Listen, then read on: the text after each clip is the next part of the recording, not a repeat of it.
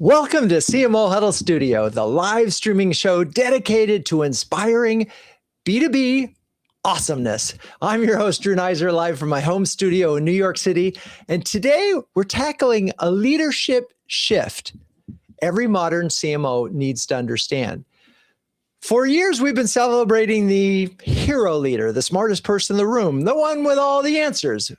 But in a world of AI, hybrid teams, and constant change, that model feels like it's breaking down.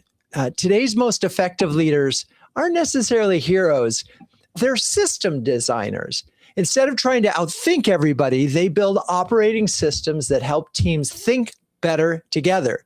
They create clear workflows, strong feedback loops, and environments where learning happens every day without everything running through them. So in this conversation, we're going to explore how to move from chief problem solver to chief system builder, how to design marketing teams that learn faster than the competition, and how this shift makes you more scalable and more valuable as a leader. So you know that if too much depends on you, if your calendar is packed with decisions only you can make, this conversation is for you. With that, let's bring on Dan Lowden, CMO of Blackbird.AI, and a returning guest who has previously appeared on the show to discuss many topics, including analyst relations, growing high-performing teams, and cybersecurity. Hello, Dan. How are you, and where are you this fine day?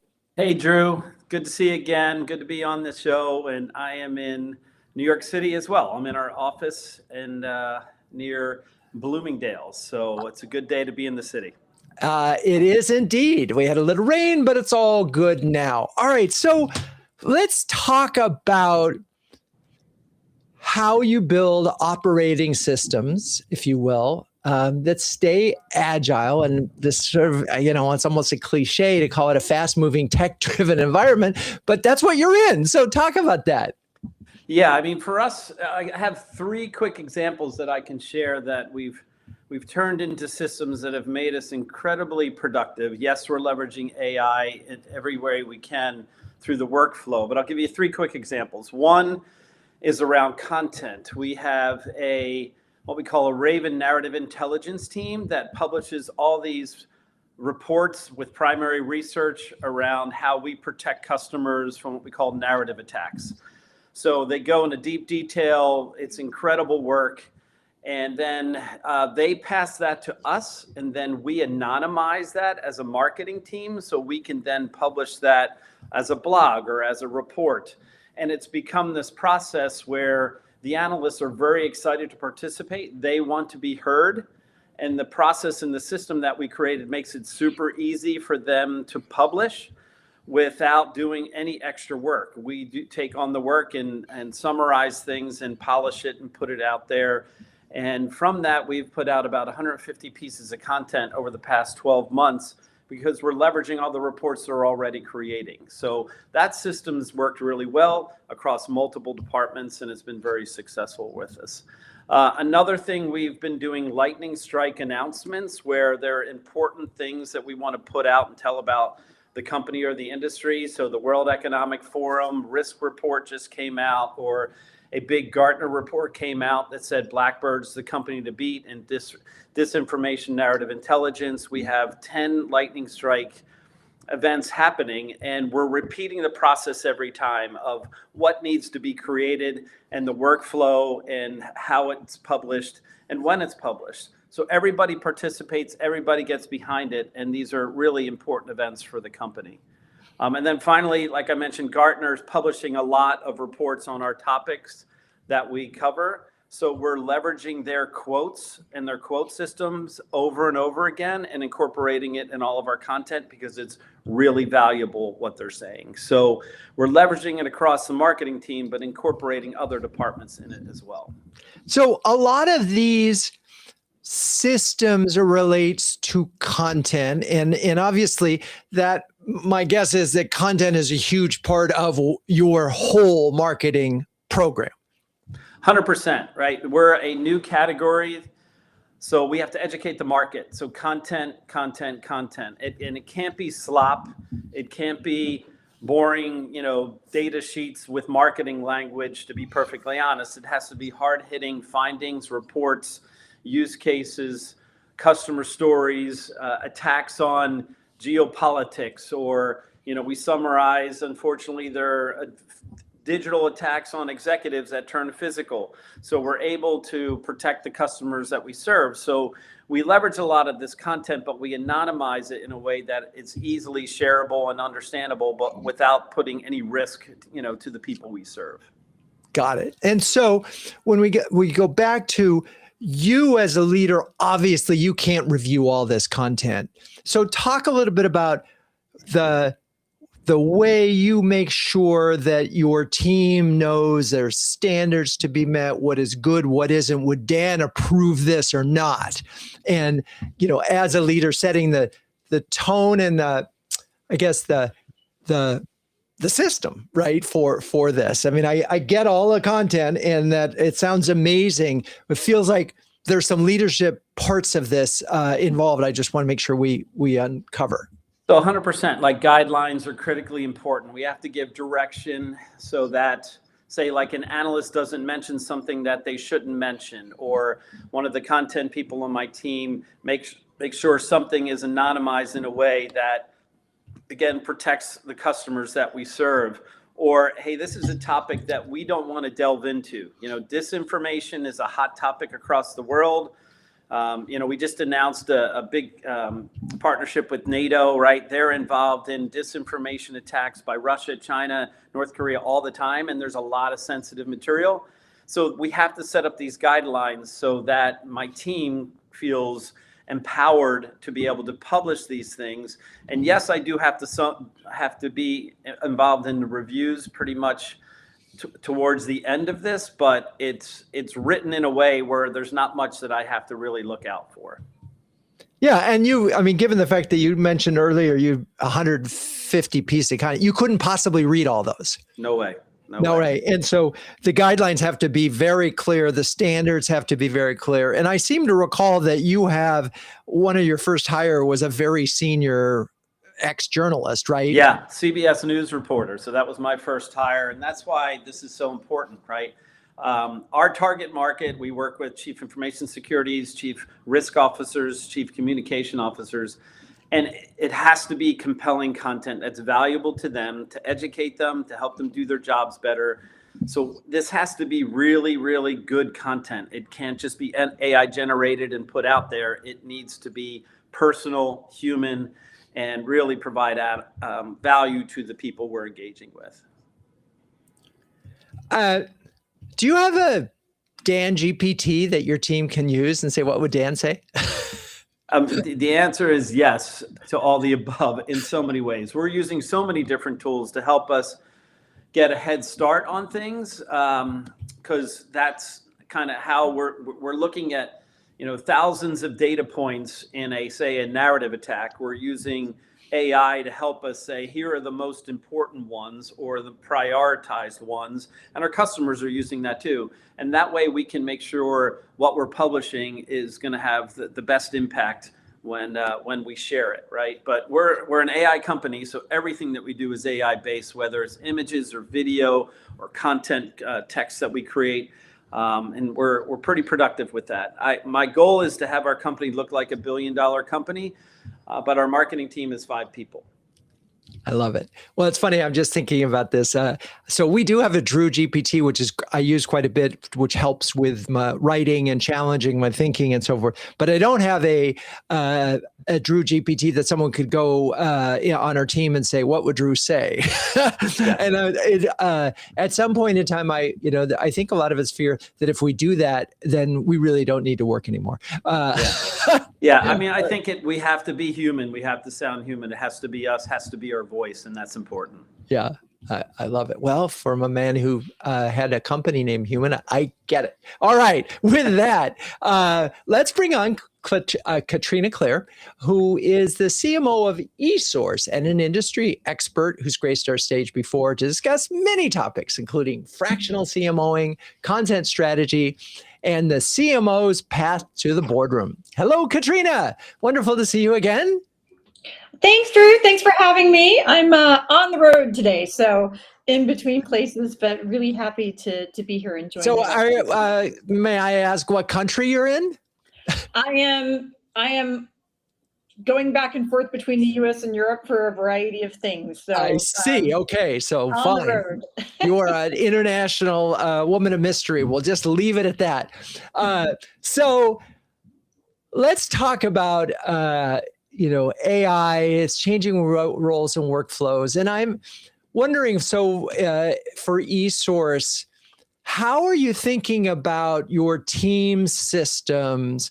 So the learning is compounding. And I feel like that's a really important place to start, because it can be that every challenge looks new and it's like, no, we solved that over here before. So talk a little bit about the systems and the way you're thinking about them, particularly for learning. Yeah, I think it's we're all kind of figuring this out as we go, right? And I think one thing that's helped me with eSource and then in other places as well, though, is to really kind of think of your team as really having more three categories of resources now. I mean, we used to think of tech and then our people. Now you have the tech that you have your people, which might be employees, agencies, vendors, the whole lot. And then you have AI related things, whether those are agents or tools or that kind of stuff, which kind of span a little bit of tech, but span a little bit of what people used to do as well. So thinking about it in three categories, I think is helpful so that you don't accidentally either think of AI in particular as being only a tech thing or only something that takes human tasks off the plate of your team. It can do a variety of both. So that's one. The second one I would say is, kind of really shop at home first. So when you work with your team and stuff and designing more of a system, you probably got a lot of stuff that could make your lives easier today. Maybe you just haven't used all the features in, like your CRM as an example, your email automation or other tools. There's a lot of AI enabled features. You just need to pilot it, plug in the right data sources and give it a go kind of thing. So you can experiment and bring in that learning element, both for people to learn about AI and systems thinking, as well as the system you create, like learning as it goes and getting better, without necessarily having to go drop a massive amount of your marketing budget to do so. So I would say those are two main things. And then it's really, and this sounds like such a nuance, but it kind of isn't when you get into it, really architecting an operating system for your team. So how the work flows, what you do, what you don't do, how the system evaluates itself, the system being, again, that combination of those three buckets of resources, and improves over time. And it's a different mindset, right? Because I think many of us, got promoted to being a CMO because you could solve problems, you could harness opportunities, you were the turnaround CMO, or you were the whatever acquisition CMO, or those were the things that you were known for. And those specific things propelled your career. But those things now can change in terms of how you do them so rapidly that I think the differentiator today is really more how well you design systems that can hold up beyond the one thing or the group of things that you need to do today. And it sounds like a nuance, but I think it's just a whole new way of thinking about it. And I think AI is that differentiator for CMOs going forward. Are you a Let me stop you there, CMO or a system one? Well, and I think that's the point of the show, and we'll be, this was Chris's idea for a show. We'll be talking to Chris in a second, but I do think that we're really talking about, right? It's well framed. You were really good at this. You were help a company get from 35 to 100 million. You had a playbook that did that, and you'd hire a certain number of people on your team and so forth. And now it feels like there could be a shift where you are designing this system, if you will, that helps you and your team in a way that you probably never could have done it before. So I'm curious with you, you mentioned, I think everybody understands people, yes, you still want really good people. I think we're looking at people maybe differently, right? We might be saying, hey, they need to be techs, not necessarily tech savvy, they need to be tech aware and tech curious, right? Or I should better say AI curious, AI first. Then tech as in, MarTech and so forth, all of that's up for grabs now. So now we got to look at where I guess one thing that you could help me understand is you talked about agents. I'm just curious where you're seeing those on the org chart right now. Yeah, and so in fairness, we're still working this out at eSource specifically. But in general, like the thinking is more, think about what people really need to do. Like, what do humans really need to do? And those tend to be things like framing the problem, defining the parameters for success, creative direction is a big one there, relationship building, criteria and frameworks you're going to use to make trade-offs, because we all know marketing is all about trade-offs. Brand stewardship's a big one, that your humans need to be out in front of your people, as well as ethics. And ethics in particular with how we work with AI, because that includes a lot of data related things, privacy things, and a whole bunch of stuff there. So I think it's important to really think about what do humans really specifically need to do. And that's going to vary by company, quite honestly, what you would put in that bucket or not. Processes and things, I think, become more modular, so you can do shorter cycles. I think a lot of us got really good at iterative improvement on things, and so that kind of lends itself into more experimentation with things to see how far you get. And then the agents and the AI tools kind of fit in between things, right? So if you identify a lot of tasks, as an example, that are highly repeatable, really repetitive, like you've got the data you need to do them, you kind of roughly know the volume of them you need to do, you know what needs to happen on the other side of it, that's kind of perfect for an AI agent, right? And you can go put them in there, with the caveat that like building an AI agent is a bit like hiring a new person in your team. You hire someone and they have all the capabilities to do the job. That's why you hired them. You built the AI agent with all the capabilities to do the job because you built it that way. It doesn't mean the first thing that this AI agent, just like your employee, does is going to be like the best thing since sliced bread or the best thing ever. Those agents need feedback. They need feedback in terms of tuning, tweaking, adjusting different things, feeding it different data, feeding it better reference models and examples for things, just kind of like you would a human when you hired them. You sit down and like, this could be better. That's not quite right. Do this, more of this, less of that. And I think in setting up agents, that's a piece that a lot of people miss. They just think, well, it's AI, so the first time it does something, it's going to be like, awe-inspiring. And that's rarely the case. It's like hiring a new person. I love it. You have to coach along to be better. So we've been looking at places where we can do exactly that. Like, what do the humans really need to do? Where can we rinse and repeat some things with some agents or AI-enabled tools? Like, again, a lot of this is built into stuff you probably already have. So can you turn that on and use it? And then I think it's less about, what so many of us have done in the past, which is build a manual process and then automate it, right? If you start there, I think you miss what AI can do for you. So you need to use AI to help you figure out how to use AI, right? Plus your people and input from that standpoint. Perfect. And we're going to come back to that. We'll come back to that. I want to give Chris, who's been waiting patiently, I want to bring him on, and then we'll come back to the getting the AI to work right. So let's put Chris, welcome. Chris is the VP of Marketing at ADP, who has previously joined us to shed light on the intricacies of product launches and leading through transformation. Chris, welcome back. Thank you. Happy to be back. And how are you and where are you? I am good. I'm in my basement today in Mamaroneck, New York. Nothing too fancy. Last week I would have been in Prague, which was way cooler. And, much cooler. What an awesome city, just for the audience, but amazing city, worth a visit. Well, I mentioned earlier that you had this concept for this show and some very specific things in mind. And I know Dan and Katrina attacked it one way, but where would this was your idea for a show. Where do you see approaching leadership as a system designer instead of a hero? I appreciate the question. I think the biggest thing is that the job of a leader isn't to win the game. It's to design the machine that wins consistently. I think that is kind of where we are today. So, and Drew, I think you actually mentioned this before. I think I heard it from you directly, but I love this. And I think about it like every week, not to, kind of blow up your head too much. But if the internet democratized access to information, which is a statement, generative AI promises to democratize expertise. And what does that mean?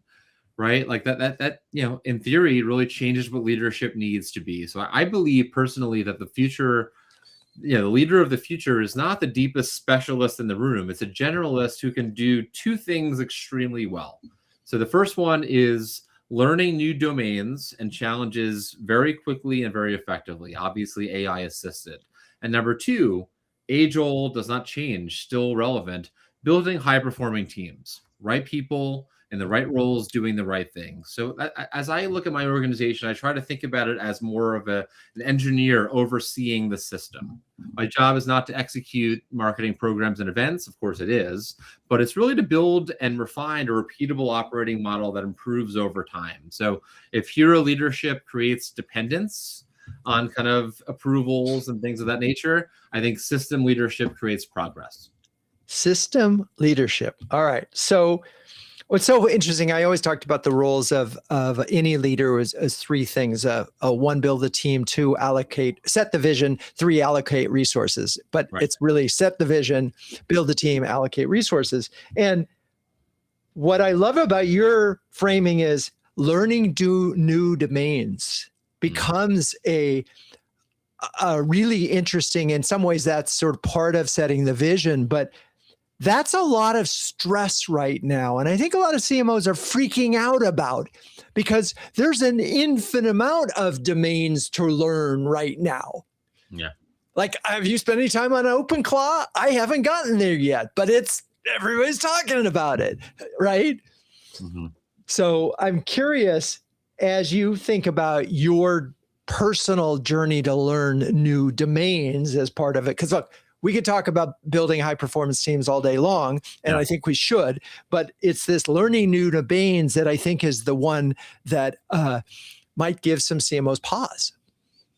I think it's a great question. And I think it's just an understanding of the world we're living in now. But I also think it's always been kind of the case outside of companies that are, very much kind of top to bottom, consistent, repeatable, here's what we do. If you are in an organization or a market where you're pivoting and you have to change, I think a good leader would always have to kind of deal with that. And a good example I can give from my experience in terms of just like, how do you apply this concept is, and I know in a previous podcast, I mentioned our kind of account-based marketing approach and how we've implemented that, but just this kind of agile ABM machine, if you would. Not a one-time launch, years in the making, testing, learning, refining, iterating, what have you. And instead of treating them as more of like a waterfall kind of start and end date type of campaign, more of an evergreen model with cross-functional pods, with sales, product marketing, content and creative from my team, sales enablement, experts and demos, other relevant SMEs, et cetera. And what we've done in terms of like really systematizing this is creating a clear operating rhythm. So we have not 2-week sprints, but 3-week sprints. Not that it matters, it just kind of works for us. But 3-week sprints, we actually have a dedicated Scrum Master that leads these sprints. We have 3 stand-up meetings a week. We have a monthly performance review with sales leadership, and we have quarterly recalibration sessions, if you would, just to kind of understand what's working, what's not, how do we iterate and improve. And obviously AI, as we've kind of mentioned, like, increasingly, plays a role on the team, more so over time with asset creation, personalization, automating workflows, what have you. And just as we look at this system, at least in terms of my world, like, how do we determine if this system is healthy? So we measure 3 discrete things. The first one is the obvious, most straightforward business outcomes. If we're doing a program, a campaign, our close rates improving, is sales cycle length reducing, is pipeline velocity increasing? That's the obvious one. The second one is like the execution discipline. So we actually, in our team, we use Jira Cloud. So we're actually looking at like a traditional kind of, think of it as a sprint team in the product development world. But like, what are our tasks? How are they being completed? Are we seeing any problems? Is it being completed based upon expectations? So like business outcomes, execution discipline, and the third one, which I think is as important as any, is like team health, like in terms of engagement. So we actually have engagement tools that we use at ADP to measure the members of the team that are part of these kind of sprint teams. And we've seen increasingly, like over time, but like regardless, like no question, increased level of engagement and commitment for members of this team versus just kind of the status quo. So over time, like all of our kind of business outcome, ratios and metrics that I mentioned have improved. But it's really looking at this holistic aspect in terms of just general kind of what are you accountable for traditionally? Like, is the team working and being as efficient as we expected? And how are they feeling? Because again, we're not fully automating, Skynet AI kind of situation at this moment. We still have humans, right? I love the word human that was mentioned earlier. Like we can't forget that word, which sounds so ridiculous as humans, but like, how are the humans feeling? So I don't know. We better ask the machine. Right. Exactly. This is, so what you laid out for us is a system. And I love that with the steps and the software and so forth. I couldn't help but think you could have done that system pre-AI. Mm-hmm. And I think a lot of folks are looking, so how is AI turbocharging that, if it is at all? But so really great example of system. Got it. And the sprints and all of that makes sense. And it feels like anybody and by the way, it feels like a go-to-market team as much as a marketing team, which I think is also important. Yeah. But so as that's going along, you could do that Scrum. You could have done it 3 years ago. You're going to obviously do it today. What's happening that's somewhat different as a result of infusing AI into the process? It's a great question, and maybe I'm wrong, but how we're approaching it is we know the world, and we're approaching the world as if we know the world. AI as an augmenter, a catalyst, an opportunity. That is, again, kind of increasingly being infused versus a complete delegation to AI go solve our problems for us. So we're still humans running this company, as I was saying before. So it really does matter. But obviously, like I said, in terms of like the tasks within this model, whether it's content creation, automation, summarizing team meetings, like what are the key takeaways, all of that increasingly is being injected into this process. But I where we're sitting is it feels very important to have that kind of human element where the people are running the ship, while using AI as an augmentation tool versus a governing tool. Yeah, I think I'm certainly agreeing with you, and I'm not pushing to say that AI is going to run it. I think the question that I have, and we'll talk about this after the break, is sort of, are we at an inflection point where leadership is fundamentally changed, and therefore the people on your team need to change, the way you lead changes? And that's the part I want to sort of get at when we get to the second half. But right now, let's talk about, and it's time for me to talk about my favorite subject other than CMOs, which is CMO Huddles. Launched in 2020, CMO Huddles is the only community of flocking awesome B2B marketing leaders, and that has a logo featuring penguins. Wait, what? Yes, well, a group of these curious, adaptable, and problem-solving birds is called a huddle. And the leaders in CMO Huddles are all that and more, huddling together to conquer the toughest job in the C-suite. And as this discussion has shown, it's not getting any easier out there. But Dan, Katrina, Chris, you're all incredibly busy marketing leaders. I'm wondering if there's a recent example of how CMO Huddles has helped you. You guys have all said nice things before. So if anything new to add. I'll just add, I had a great one-on-one with another huddler, right? And to me, you're introducing us based off of what their needs are, their challenges are, and some of them I've solved and some of them I haven't. But those conversations to me are incredibly important and powerful. I appreciate that. I appreciate you taking the time to have that one-on-one. It is something we are emphasizing more and more this year because I do believe we may be at this leadership inflection point. So thank you for that, Dan. Chris, anything?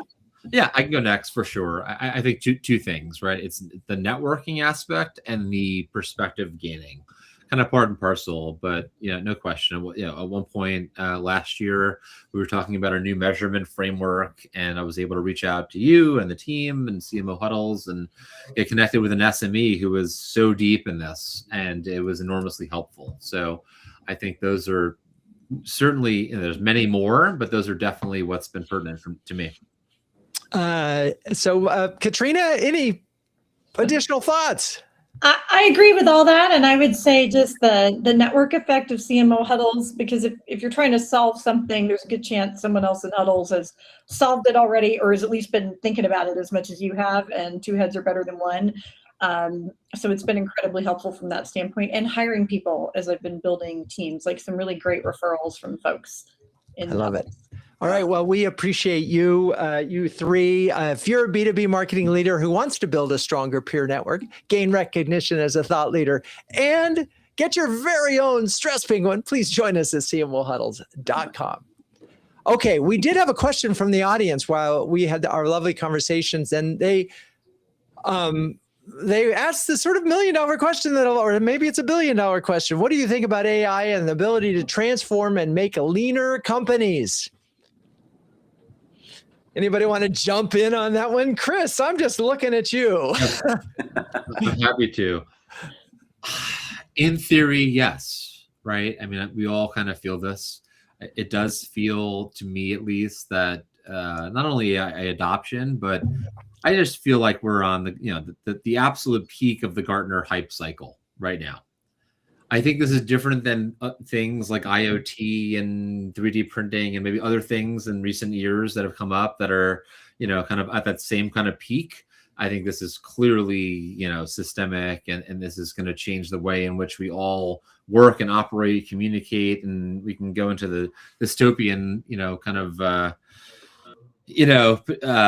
prophecies, if you would. But I think that I think the prudent way, as I was kind of saying earlier, is not we're going to throw the chessboard, topple the chessboard and reimagine everything all at once, but it's more about insertion, thoughtful kind of insertion in terms of how we think about this.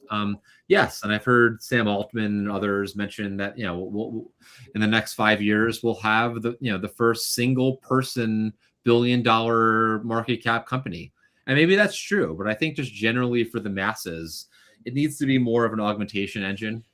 It needs to be more of a how do you kind of just do better work? How do you be more efficient? How do you plug it in to kind of optimize processes? But at this stage, as I was saying before, I think it's very important that humans still have the reins and are still running the ship. You get into Skynet, Terminator 2 kind of like negative, but I mean, it's just important. And I think we're early in the stage, but I think it's important, obviously, from an existential perspective, from an adoption perspective, to really kind of, be involved in this versus kind of wait and see. This is not a wait and see kind of moment. Yeah, so I'm back, but I'm not back. You can probably hear me, but you can't see me. I'm going to fix that. But so, Dan, I'm thinking about you. You have a small team. Do you see yourself adding 5 more in the next year, or really saying, no, we're going to get 50%. Our team is going to be that much more productive. We don't need to.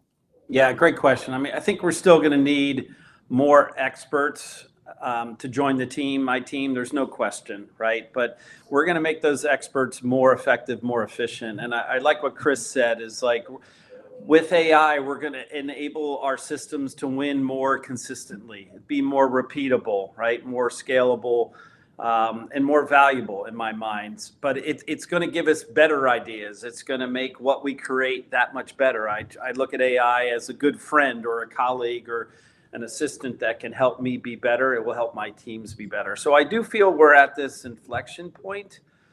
It is fascinating to see daily, weekly, like what's new in the world around AI and how that impacts marketing. So it's just fantastic to be a part of this next wave, to understand how we can leverage marketing and do it even better. And that's my view of where it is. I still will say the human element and human relationships will still be really important.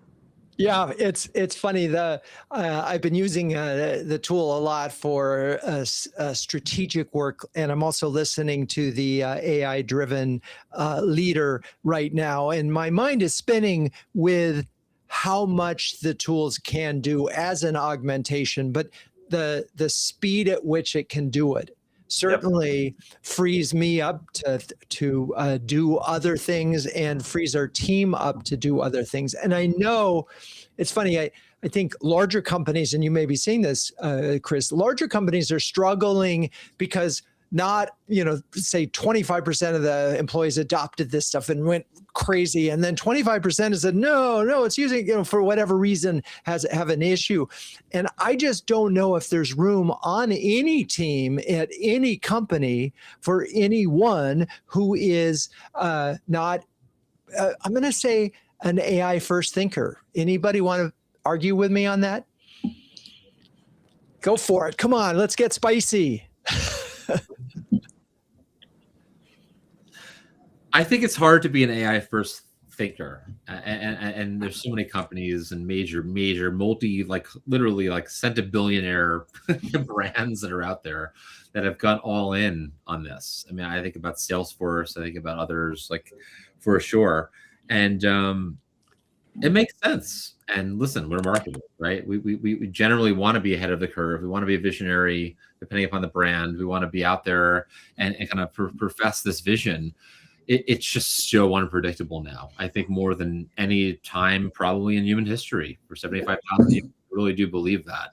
But like I said, I know for a fact, I believe at least very strongly. I'll kind of retreat to that. Like, this is not one of those fly by night, again, hype cycle things that will go away, even though we may be overhyped at the moment.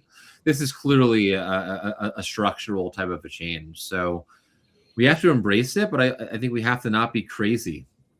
Yeah. I'm going to challenge that. I think you have to be crazy. Okay. I think you really do. I think that go on the whiteboard, erase everything that you've got other than you are a leader who takes care of your people and builds an effective team. However, if that team isn't being as effective as they can be because they're not using the tools, you're going to lose. You're going to lose out to, and I've drunk the Kool-Aid probably too much, but again, the deeper I get into this and suddenly I'm writing code over the weekend that's solving a major problem, I'm doing this, and I'm doing it only so that I can understand what other folks can do it. So this is a moment, guys. And so I really wanted to talk about the system, because if it is about leadership system and not necessarily even your wisdom, but your ability to ask questions and then have judgment, but so much of this can be processed faster. Doesn't that change how you lead? Yeah, I'll say 100%. Katrina, did you want to go? Yeah, I think I get asked a lot, what's the difference between all this AI stuff, right, and digital transformation, because I did a lot of work in digital transformation over the years. And I would say my answer is generally that the biggest difference is digital transformation, like, you kind of worked through it systematically across your company, versus AI is everything everywhere all at once, right? So you can't contain it to certain things. You can't say we're only going to use it on go-to-market, but we're not going to use it in our product, or we're not going to use it in operations, because then your whole company gets out of balance, right? So I think there's a speed part to it. I think it is probably the most pervasive category of technology that we've seen, I don't know, maybe ever, at least in my career anyway. Right. And I think it's a mistake to think about it as it will make your company leaner, because that means your company is static. Right. It's just smaller. And I think because of the everything everywhere all at once part, that's not necessarily the case.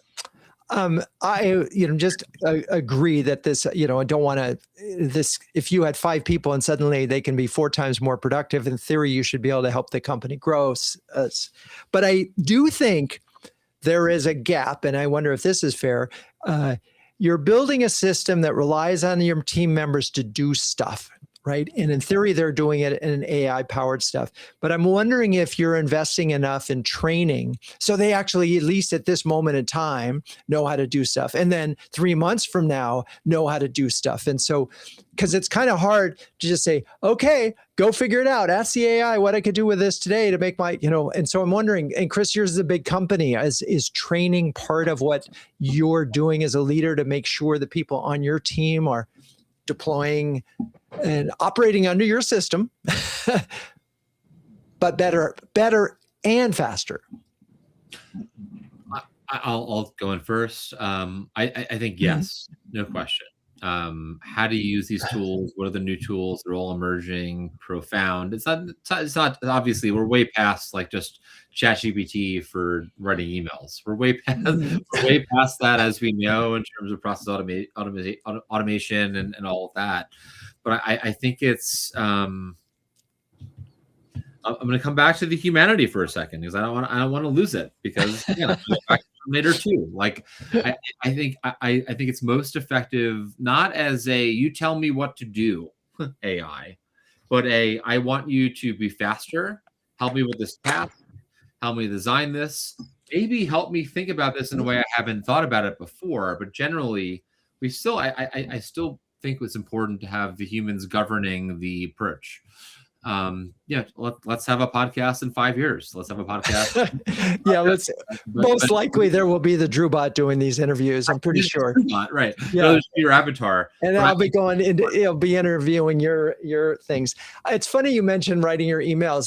Can I just whine a little bit? Copilot, like, give me a break. All I want to be able to do is repeat an email that I sent 3 days ago on this topic. Just find that information, put it in the email. Can't do it. Right? It simply can't do it. Sorry, Microsoft, but I'm calling you out on this. This is a huge opportunity. You could change our lives. There are lots and lots of repetitive emails that we're doing that you could solve for if you were just a little bit better at this. So Drew, let me just add, because I think my team is a little bit different. We're smaller, but we are an AI first company, right? So everything we're doing is leveraging AI. And I asked my team, they're actually helping train me, because I asked them to go try a new tool every week or multiple tools every month and report back. Like, hey, was this tool helpful in your job? What was the good? What was the bad? What was the ugly? For example, 2 of my team members are going to a GEO event today to learn about how we can be more discoverable in LLMs, right? So they're going out to this conference and they're going to report back and say, hey, these are the things that we learned. So the training aspect, I'm pushing them to learn, and then they're bringing it back to the team to train and educate the entire team and educate me, right? So I think that's critically important for us to stay on top of things and to be aware of what's coming or what's happening. I'll just say the other thing, like product cycles. I used to work for hardware companies, and we put out a new product every 3 to 6 months. In this world of AI, we're putting out updates to products every week, right? And you have to move with marketing that fast to be able to update that story. And that's one thing we're leveraging AI to help us do that. So it's changing the whole company, I think, to move faster, as you said, and at the same time, it's making us better. And I agree with what Katrina said. It's not, what could we do with less people? It's how do we make those people more efficient, more effective, and make the company more successful? And my team is going to grow, but I'm going to have AI help us, do a lot more things than we ever could do before. I love it. I want to ask, if we're moving from a hero structure of being the decider to a systems designer, are there sort of, is there a metric or two, and I'll ask Katrina, that gives you a sense that your operating system is healthy, that you're on the right track? I think we all think about this a lot. Where my head's kind of gone on this of late is, less of a metric that some system spits out for me, right? That I can point to and say, aha, on the graph, it did the right thing, right? And more around the time it's taking us to get from like an insight to an implemented change that creates impact. I agree. Because that's the part where marketing makes the difference, right? We've had dashboards forever and this, that, and the other, and it takes 10 meetings and 55 conversations and 3,000 emails, and then you can action that insight, and then fast forward 2 months and it has an impact, right? So if you think about how much faster you can do some of those things now, that's what gets me excited and kind of what I'm watching to see if the system is effective. Because at the end of the day, that's what it's all about, right? It's an ability to serve our clients better, do the right thing for our employees, like be better members of the business and broader community. And so how can we turn those insights into implementation that creates action faster? So it's not necessarily something that spits out from a lovely system someplace and gives me the answer, but that's kind of what I've been keeping in mind. I love it. It's like insight to impact is really an interesting framework. It's funny because we have this is a go-to-market sponsor, HC Insights, and they were in the insight world where they would find you the data that would tell you the right customers, but now they can take that data and help you implement against it. So you can go straight from find that insight to who you're targeting to suddenly activate a program.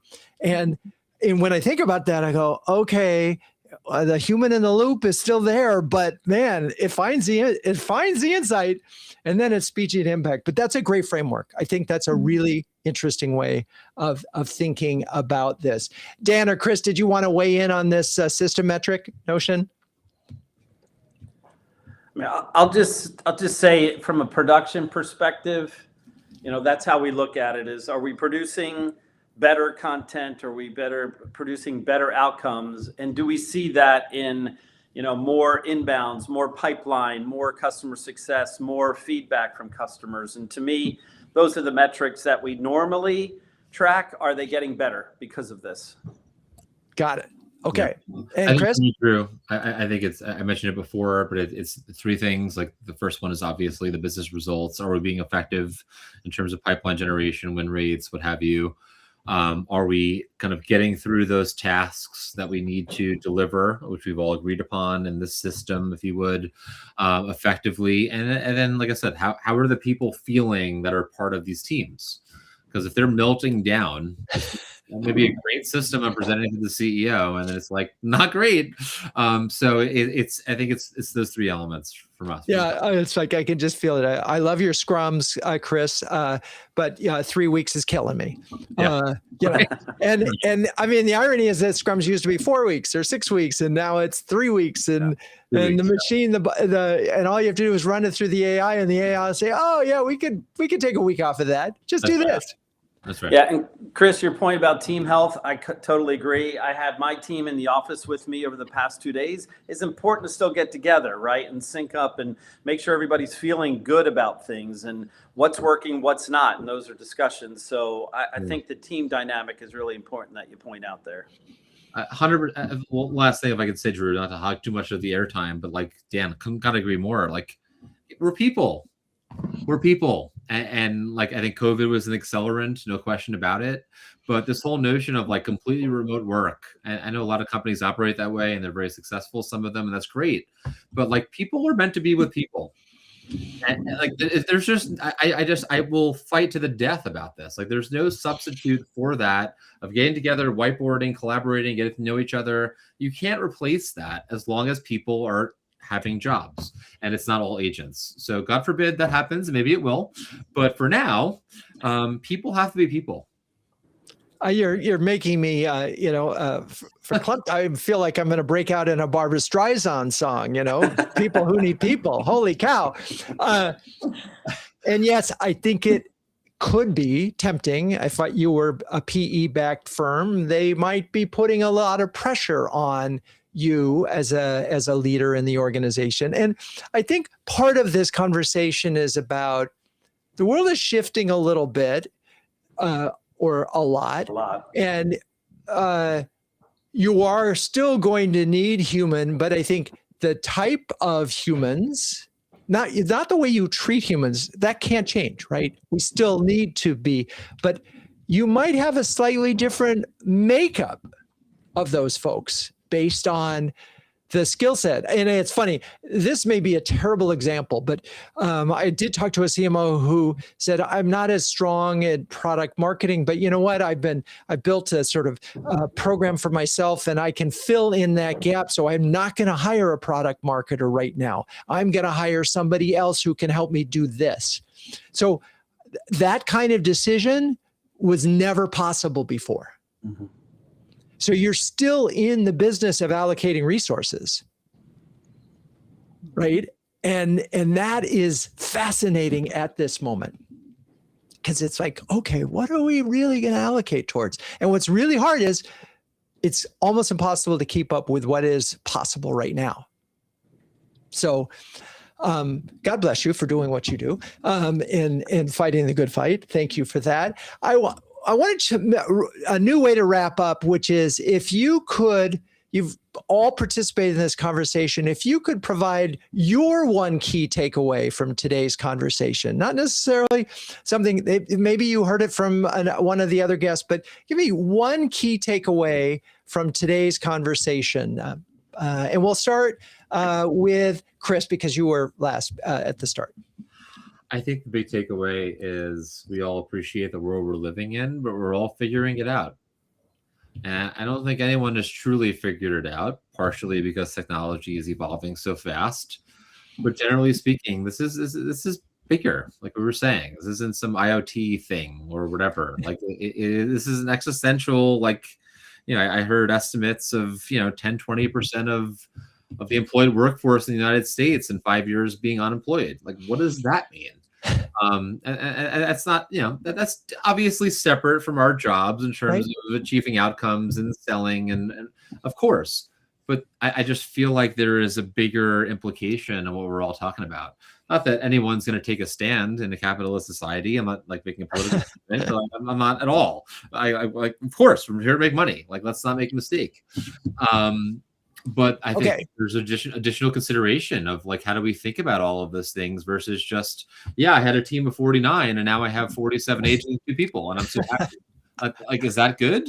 I don't know. That's a different issue. But your big takeaway is we are in a moment. This is a moment. All right. Dan Lowden, what's your big takeaway from the conversation today? Yeah, I agree. We are in a moment. I love the idea about, the systems designer, systems leadership, where you can create repeatable success, right? To empower your customers and serve your customers better, because that's what it comes down to, right?